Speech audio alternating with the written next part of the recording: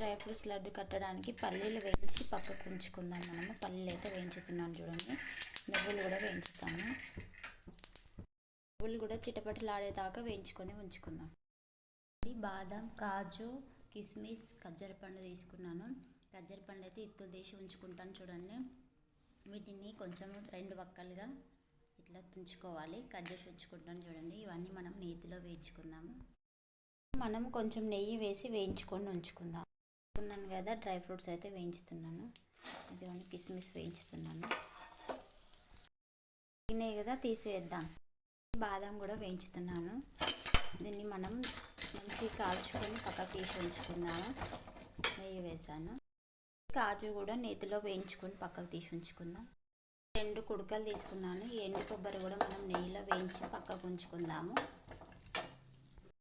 చూడండి ఫ్రెండ్స్, అన్నీ వేయించుకున్నాం కదా, మనం నువ్వులలో అన్నీ వేసుకొని లడ్డుల్లాగా చుట్టుకుందాము.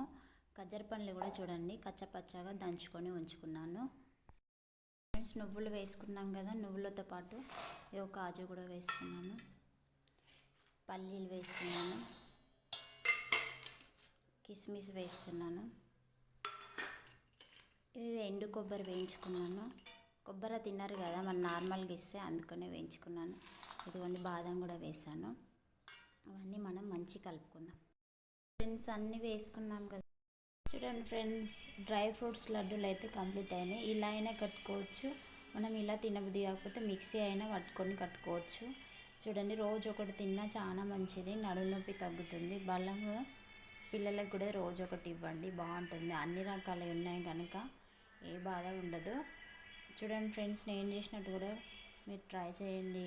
నచ్చితే లైక్ చేయండి, షేర్ చేయండి, సబ్స్క్రైబ్ చేసుకోండి ఫ్రెండ్స్. బాయ్. మరిన్ని వీడియోల కోసం సబ్స్క్రైబ్ చేసుకోండి. ఫ్రెండ్స్, లడ్డూలు అయితే ఇలా చుట్టుకున్నాను చూడండి. 1 మంత్ వరకు నిల్వ ఉంటుంది. ఇలా చేసి పెట్టుకోండి. పిల్లలకు అప్పుడప్పుడు ఇవ్వండి, స్నాక్స్ లాగా బాగుంటుంది. Like, share, subscribe. Bye friends.